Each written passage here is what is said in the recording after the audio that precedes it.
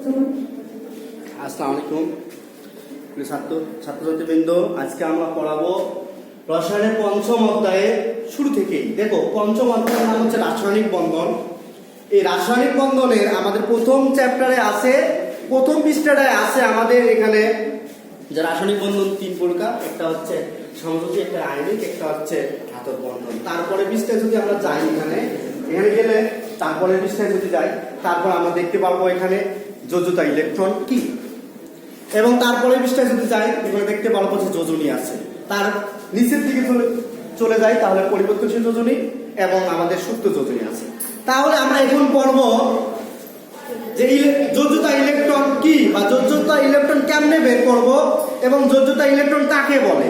তাহলে আমরা নাম্বার 1 এ চলে যাই, যোজ্যতা ইলেকট্রন। দেখো, যোজ্যতা ইলেকট্রন, তাহলে এই যোজ্যতা ইলেকট্রন এটা কেমনে জানবো যে এটা যোজ্যতা ইলেকট্রন এত, এই মৌলের যোজ্যতা ইলেকট্রন এত, এটা কেমনে বের করবো। দেখো, আমরা যদি ইলেকট্রন বিন্যাস করে ফেলি, একথা আমরা সহজভাবেও করতে পারি, কঠিন ভাবেও করতে পারি। এটা দুভাবে করা যায়। একটা, যদি আমরা ইলেকট্রন বিন্যাসটা যদি ইজিলি ভাবে নিয়ে যাই, আমরা একটা সূত্র পড়ে আইছি, তৃতীয় অধ্যায়ে একটা সূত্র পড়ে আইছিলাম। সূত্রটা হচ্ছে 2n²। এখানে n² বলতে n একটা স্বাভাবিক সংখ্যা, এটা 1 হতে পারে, 2 হতে পারে, 3 হতে পারে, 4 হতে পারে, ইত্যাদি ইত্যাদি। তাহলে n এর মান যখন 1 হবে, প্রথম শক্তি স্তরে 2 হবে, দ্বিতীয় শক্তি স্তরে 8 হবে, তৃতীয় শক্তি স্তরে যখন 2 হবে তখন 8 হবে, যখন 3 হবে তৃতীয় শক্তি স্তরে 18 হবে, চতুর্থ শক্তি স্তরে এভাবে 32 হবে। এখানে দেখো, এই যোজ্যতা ইলেকট্রনের ক্ষেত্রে এখন যদি আমি সোডিয়াম উদাহরণস্বরূপ একটা মৌল নেই, সেটার নাম হচ্ছে সোডিয়াম। এখন সোডিয়াম আমরা কত জানি? 11। সোডিয়াম জানি 11। এখন ইলেকট্রন বিন্যাস করে ফেললাম আমরা 1s 2s 2p 2s এইভাবে না নিলেন, না নিয়ে ডাইরেক্ট প্রথম শক্তি স্তর কয়টা? 2টা, 2 বসাইলেন। তারপরে শক্তি স্তর কয়টা? 8টা। তাহলে 11 হতে লাগে কত? 1। তাহলে এই যে 1 শেষ শক্তি স্তরে 1, এই 1টাই হচ্ছে যোজ্যতা ইলেকট্রন। এটাই মৌলের যোজ্যতা ইলেকট্রন। আবার যদি আরেকটা উদাহরণে যাই, ক্লোরিনের দিকে যাই, দেখেন এটা 2 নম্বরে। তাহলে ক্লোরিন ইলেকট্রন বিন্যাস করলে 2 8 7, তাহলে 17 হয়ে গেল। তাহলে এই যে 7, এই 7টাই হচ্ছে ক্লোরিনের যোজ্যতা ইলেকট্রন। তাহলে আমরা বলতে পারি যে কোন মৌলের ইলেকট্রন বিন্যাস করার পর শেষ শক্তি স্তরে যে কটি ইলেকট্রন থাকবে, ওই কটি ইলেকট্রনই হচ্ছে ওই মৌলের যোজ্যতা ইলেকট্রন। তাহলে এখানে দেখতে পাচ্ছি সোডিয়ামের 1, ক্লোরিনের 7, বা যদি ম্যাগনেসিয়ামে 2 হবে, অ্যালুমিনিয়ামে 3 হবে, সিলিকনে 4 হবে, ফসফরাসে 5 হবে, সালফারে 6 হবে। তাহলে 1 2 3 4 5 6 7 এই প্রত্যেকই হচ্ছে এটা এই মৌলগুলো যোজ্যতা ইলেকট্রন। এখন আমরা 2 নম্বরে চলে আসি। 2 নম্বরে আমাদের আছে যোজনী। যোজনীর ক্ষেত্রে ঠিক একটু প্রায় সেম, কিন্তু একটু বিপরীত। দেখো, যোজনীর ক্ষেত্রে যদি এটা আমরা উদাহরণ স্বরূপ এটা উদাহরণ নেই, এটা এই উদাহরণটা যদি লই, এটা ধাতুর ক্ষেত্রে একরকম যোজনী হবে, অধাতুর ক্ষেত্রে আরেক নিয়মে যোজনী হবে।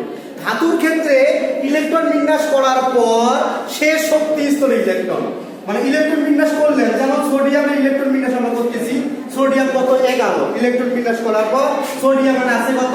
1। এটা ধাতুর ক্ষেত্রে ইলেকট্রন বিন্যাস করার পর শেষ শক্তি স্তরের ইলেকট্রন সংখ্যাই হচ্ছে তার যোজনী। তাহলে ধাতুর ক্ষেত্রে শেষে যেটা থাকবে সেটা কি? যোজনী। আর অধাতুর ক্ষেত্রে ঠিক বিপরীত, এটা একটু বিপরীত রিঅ্যাকশন করবে। কেমন? উদাহরণস্বরূপ আমরা যদি এখানে ক্লোরিনের উদাহরণে চলে যাই, দেখো ক্লোরিন 17, শেষ শক্তি আছে 7।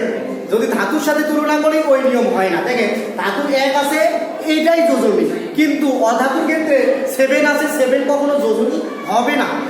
কেন? এটা অধাতুর একটা ব্যতিক্রম নিয়ম, সেটা হচ্ছে এটা অষ্টক পূর্ণ করতে যতটা লাগবে, এই শেষ শক্তি স্তরে যতটা থাকে এটা না, এটা থেকে অষ্টক পূর্ণ করতে যতটা লাগে। সাপোজ এখানে 7 আছে, দেখতেছি আমরা এটা কি 7, এর তাহলে অষ্টক পূর্ণ করতে আমার লাগতেছে এখানে কতটা? 1টা লাগতেছে। তাহলে একটা যদি যোগ করে দেই এখানে, তাহলে এটা হবে 8। তাহলে 8 হচ্ছে, এখানে একটা যোগ করি তাহলে 8 হলো, অষ্টপূর্ণ হলো। তাহলে এই 1টাই হচ্ছে কি? ক্লোরিনের যোজনী। তাহলে আমরা অধাতুর ক্ষেত্রে শিখলাম যে কোন মৌলের শেষ শক্তি স্তরে যে কটি ইলেকট্রন থাকে যোজনী। যেমন উদাহরণস্বরূপ ক্লোরিনের শেষে 7 আছে, এখানে 7 থেকে অষ্টক পূর্ণ করতে দরকার একটি ইলেকট্রন, এই 1ই হচ্ছে তার যোজনী। তাহলে ধাতুর ক্ষেত্রে শেষের যে যোজনী, অধাতুর ক্ষেত্রে অষ্টক পূর্ণ করতে যেটা লাগে ওটাই যোজনী। আমরা তাহলে যৌতুক ইলেকট্রন শিখলাম, যোজনী শিখলাম। এখন আমরা সুপ্ত যোজনী চলে যাই। এখন একটা কথা, সুপ্ত যোজনী আমরা যদি শিখতে চাই তাহলে আমাদের এই পঞ্চম অধ্যায়ে সুপ্ত যোজনী তার আগের পৃষ্ঠায়, মানে সুপ্ত যোজনী যে পৃষ্ঠাটা আছে, যৌগমূলক যে পৃষ্ঠাটা আছে, যৌগমূলক পৃষ্ঠার মধ্যে একটা চার্ট সুন্দর করে দেওয়া আছে। এই চার্টের মধ্যে তার বিপরীত পৃষ্ঠে একটা চার্ট দেওয়া আছে। চার্টের মধ্যে এখানে ফসফরাসের যোজনী দেওয়া আছে, নাইট্রোজেনের যোজনী দেওয়া আছে, তারপর আয়রনের যোজনী দেওয়া আছে, কার্বনের যোজনী দেওয়া আছে, সালফারের যোজনী দেওয়া আছে, লেডের যোজনী দেওয়া আছে, কপারের যোজনী আছে। এগুলো সব পরিবর্তনশীল যোজনী। একটা আছে 2, 3, 5, একটা আছে 2, 4, 6, একটা আছে 1, 2, 4, এভাবে যোজনী দেওয়া আছে। এই যোজনীগুলো আমাদের সব মুখস্থ থাকতে হবে, তাহলে আমরা সুপ্ত যোজনী বের করতে পারবো। উদাহরণস্বরূপ দেখেন, একটা সুপ্ত যোজনী আমরা বের করে ফেলতেছি। এখানে 3 নম্বরে কি বলছে আমাদের পড়া, সুপ্ত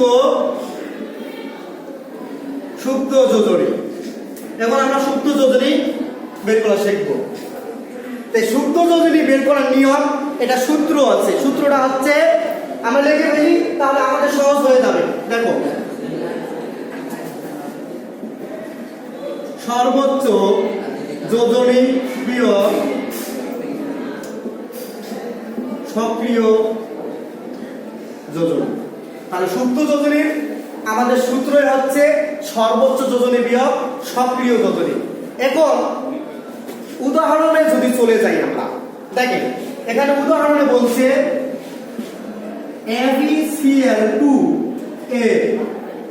Fe এর সুপ্ত যোজনী কত? সুপ্ত যোজনী কত?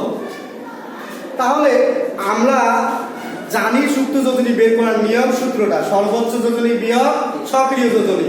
এখন সক্রিয় কি সর্বোচ্চ কি এটা আমাদের জানতে হবে, না হলে আমরা অ্যান্সার কখনোই করতে পারবো না।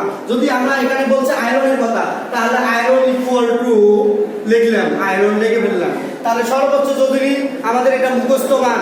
তাহলে আয়রনের 2টা যোজনী, একটা হচ্ছে 2, একটা হচ্ছে 3। তাহলে 2, 3-র মধ্যে সর্বোচ্চ কে? 3 অবশ্যই সর্বোচ্চ। তাহলে 3 লিখে ফেললাম, 3 লিখলাম। এখানে উদাহরণে এই প্রশ্নের মধ্যে এখানে আয়রনের উপস্থিত কত? সক্রিয় বলতে যেখানে উপস্থিত থাকে, তাহলে এখানে আয়রনের উপস্থিত 2, যোজনী কত? 2 আছে। তাহলে এই 2 বসাই দিলাম, 2 বসাই দিলাম। তাহলে এটা যদি আমরা বিয়োগ করি তাহলে 1 হবে। তাহলে আয়রনের এই যে FeCl2, এখানে আয়রনের সুপ্ত যোজনী হবে আমাদের 1।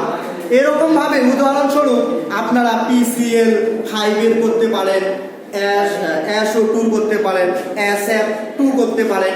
এগুলো বাসায় ট্রাই করবেন। যদি না পারেন তাহলে কমেন্ট বক্সে অবশ্যই কমেন্ট করে জানাবেন। এই যে পড়াগুলো পড়ালেন সবগুলো বোঝার চেষ্টা করবেন, না পারলে অবশ্যই আমাকে জানার চেষ্টা করবেন।